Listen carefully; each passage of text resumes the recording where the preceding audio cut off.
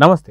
Game changer అయితే త్వరలో birthday సందర్భంగా ఒక మంచి అప్డేట్తో రాబోతున్నాడు రామ్ చరణ్. అయితే మొత్తానికి గేమ్ చేంజర్ గురించి మనకున్నటువంటి ఒక ఆసక్తికర అంశాలు ఏంటో ఇప్పుడు చూద్దాం. సార్ నమస్తే. నమస్తే అండి. సో మొత్తానికి గేమ్ చేంజర్ ఇప్పుడు చాలా బిగ్గెస్ట్ మూవీ అని చెప్పుకోవచ్చు టాలీవుడ్లో కావచ్చు. ఎందుకంటే ఇది పాన్ ఇండియా మూవీ కింద వస్తుంది కాబట్టి గేమ్ చేంజర్ చాలా పెద్ద మూవీ అని చెప్పొచ్చు. అయితే ఇలాంటి సందర్భంలో రామ్ చరణ్ గారి బర్త్డే వస్తున్న సందర్భంలో దానికి సంబంధించి ఒక ట్రీజరో లేదంటే గ్లిమ్స్ ఏదోటి లేదా ఫస్ట్ లుక్ రిలీజ్ అయ్యే అవకాశం. మొత్తానికి సినిమాకి సంబంధించి కొంత లీకులు మాత్రం బయటకు వస్తున్నాయి కథకు సంబంధించి. దాని గురించి ఏం చెప్తారు? అంటే బ్యూరోక్రసీ, ప్రజాస్వామ్య వ్యవస్థలో బ్యూరోక్రసీ పాత్ర ఎంత అంటే ఆయన ఒక ఐఏఎస్ ఆఫీసర్ అంటున్నారు. రకరకాల లీకులు, ఒకటి ఐఏఎస్ ఆఫీసర్ అని, ఐపీఎస్ ఆఫీసర్ అని, రామ్ చరణ్ పోషించే పాత్ర పేరు అని చెప్పి అంటున్నారు. కానీ అది క్లారిటీగా తెలియదు ఒకటి. అయితే ఒక ఆఫీసరు, ఎందుకంటే ముఖ్యమంత్రితో కూడిన వ్యవహారం కాబట్టి సవాళ్ళు ప్రతి సవాళ్ళు నేపథ్యంలో ఇప్పుడు ఎల్బీ స్టేడియంలో చిత్రీకరణ చేస్తున్నట్టుగా సమాచారం. 3 రోజుల పాటు, అంటే 27 తారీఖున పుట్టినరోజు వేడుకలు ప్లాన్ చేశారు. ఈ లోపుగా 3 రోజుల పాటు ముఖ్యమంత్రి ప్రమాణ స్వీకారము, ఆ ప్రమాణ స్వీకారంలో ఒక హెచ్చరిక చేస్తూ, ఈ అధికారికి హెచ్చరిక చేస్తూ ముఖ్యమంత్రి ప్రసంగ తీరు, అక్కడ సవాళ్ళు ప్రతి సవాళ్ళు ఉండే సన్నివేశాలని అంటున్నారు. దీనికి సంబంధించి అంటే మధ్య మధ్యలో యాడ్ చేసుకుంటూ ఉండొచ్చు కూడా. ఎందుకంటే ఇట్లాంటి సన్నివేశంలో జూనియర్ ఆర్టిస్టులు చాలామంది ఉండాలి కాబట్టి సినిమాలో 2-3 సందర్భాల్లో వచ్చే సన్నివేశాలు కూడా చిత్రీకరిస్తారు. ఇది మొదటి సన్నివేశం, ఇది రెండో సన్నివేశం, మూడో సన్నివేశం అని. కాబట్టి సవాళ్ళు ప్రతి సవాళ్ళు అంటున్నారు కాబట్టి ఆ 2 సన్నివేశాలు వేరే చోట్ల పెట్టే అవకాశం కూడా ఉండొచ్చు, చెప్పలేము. అది అయితే మొత్తానికి చూసుకుంటే మీరు అన్నట్టు ఐఏఎస్ ఆఫీసర్ కావచ్చు, ఐపీఎస్ ఆఫీసర్ కావచ్చు, ఒక లుక్ మనకి అంతకుముందు రిలీజ్ అయింది ఏదైతే ఉందో ఆ కియా అద్వానీ కావచ్చు, రామ్ చరణ్ కావచ్చు, సూట్లో వస్తున్నటువంటి గెటప్, అక్కడే శంకర్ని కూడా మనం చూస్తున్నాం ఆ పిక్లో. ఇంకొకటి వచ్చేసి ఒక ఊరి మనిషిలాగా లేదంటే మనకు ఒక రాజకీయ వ్యక్తిలాగా పంచకట్లో ఒక లుక్ చూస్తున్నాం. సో దీన్ని డ్యూయల్ రోల్ అనుకోవచ్చా లేదంటే డ్యూయల్ రోల్ అనేది చెప్తున్నారు. డ్యూయల్ రోల్ అనుమానమే లేదు. దిల్ రాజు గారు ఏంటంటే ఎప్పటి నుంచో ఆలోచన శంకర్ గారితో సినిమా చేద్దామని, కాకపోతే ప్రాజెక్ట్ డిలే అవుతుంది. కొన్ని వివాదాలు కూడా జరిగినాయి సమాచారం. ఎందుకంటే సినిమా డిలే చేస్తున్నారని చెప్పి కొంత కోపం వచ్చింది. అలగటాలు అలకలు ఇవన్నీ సహజమే కాబట్టి, ఎందుకంటే భారతీయుడు సినిమా రిలీజ్ చేయాలి కాబట్టి అటు ఆయన షిఫ్ట్ అయిపోవటం, మళ్ళీ దీంట్లో రావటం, ఇట్లా జరిగింది ఇది. అందువల్ల ఈ సినిమా లేట్ అవుతూ వస్తుంది. కాకపోతే ఈ ఎన్నికల టైంలో ఈ సినిమా రిలీజ్ అయి ఉంటే చాలా బాగుండేది. ఎందుకంటే రాజకీయ నాయకుల ప్రసంగాలు, రాజకీయ వ్యవస్థ మీద చేసే సినిమా ఇది. అంటే రాజకీయ వ్యవస్థకిను అధికార వ్యవస్థకి జరిగే ఒక పోరాటంగా మనం ఈ సినిమాను చూడాలి. శంకర్ సినిమా మనం ఏ సినిమా తీసుకున్నా కానీ ఇలాంటి అంశాలు అయితే ఉంటాయి. సమకాలీన అంశాలు టచ్ చేస్తూ సినిమాలు చేస్తుంటాడు ఆయన. ముందు చూపు ఎక్కువ. రోబో తీసుకుంటేనేమో ఫ్యూచర్లో అసలు ఏ టెక్నాలజీ వచ్చిన తర్వాత రోబో వ్యవస్థ వచ్చేస్తే ఎలా ఉంటుంది, రోబోకి తెలివితేటలని ఇచ్చేస్తే అదే మన శత్రువు అవుతుందనే సందేశంతో రోబో చేసుకుంటూ వచ్చాడు.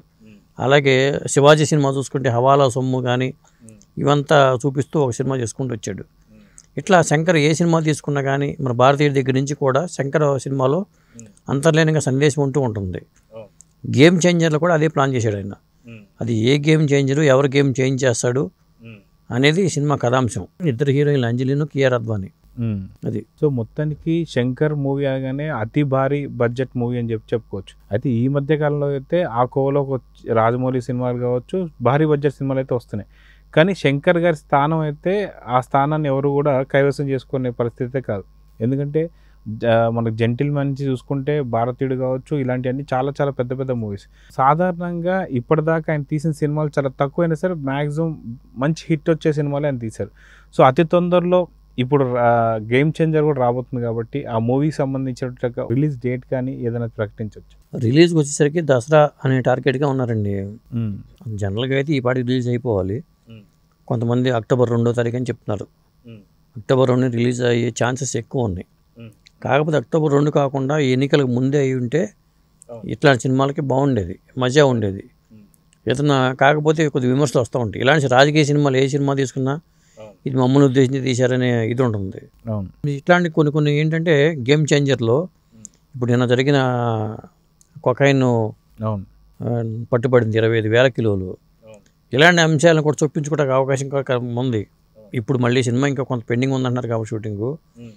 ఇట్లాంటి అంశాలు కూడా ఇట్లాంటివి తీసుకుంటే దీంట్లో అధికారుల వ్యవస్థ ఎలా ఉంటుంది, ఎలా పాత్ర పోషిస్తారు, ఎందుకంటే నిన్న ఒక పెద్ద హై డ్రామా నడిచింది. అవును. అక్కడ అడ్డుకోవడానికి కంటైనర్ ఓపెన్ చేయడానికి కూడా టైం పట్టింది. అంటే అధికార వ్యవస్థ అడ్డుకోవడం వల్ల ఇలాంటి అంశాలన్నీ ఉంటాయి. అవును. అది సిబిఐ ఏంటంటే ఎన్నికల నోటిఫికేషన్ ఉండటం వల్ల కొంత తగ్గటం వల్ల, ప్రభావం తగ్గటం వల్ల సిబిఐ వాళ్ళు స్వేచ్ఛగా వాళ్ళు చేయగలిగారు నిన్న. ఇలాంటివన్నీ ఏంటంటే కరెంట్ టాపిక్స్ శంకర్ సినిమాల్లో ఉంటాయి, ఉండాలి కూడా. ఎందుకంటే ఎవరికి కొత్త అంశం చెప్పాలని, ఇంత పెద్ద స్థాయిలో డ్రగ్స్ పట్టుబట్టడం కొత్త అంశం.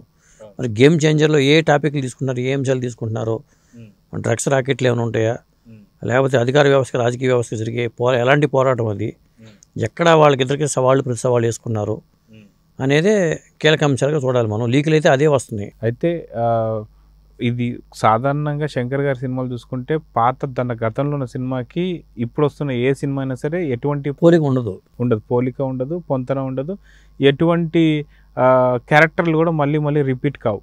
సో రామ్ చరణ్ని ఈ స్థాయిలో చూస్తున్నామంటే సో ఒక మంచి గెటప్లో లేకపోతే మంచి క్యారెక్టర్లో చూస్తున్నాం అని చెప్పి భావించవచ్చు అంటారా? ఖచ్చితంగా. ఎందుకంటే RRR తర్వాత ఎవరికి వాళ్ళు ఇప్పుడు ప్రభాస్, బాహుబలి తర్వాత ప్రభాసు ఇలా మనం చూసుకున్నప్పుడు ఒక సినిమా తర్వాత ఒకళ్ళు కిందకి రారు. ఎప్పుడు ఏ హీరో కూడా కిందకి తన తగ్గించుకోడు. కాబట్టి రామ్ చరణ్ మనం అలాగే చూడాలి, జూనియర్ ఎన్టీఆర్ని అలాగే చూడాలి. ఇప్పుడు ప్రభాసు ఇట్లా ఈ కోవలోకి వచ్చేస్తున్నారు వీళ్ళు.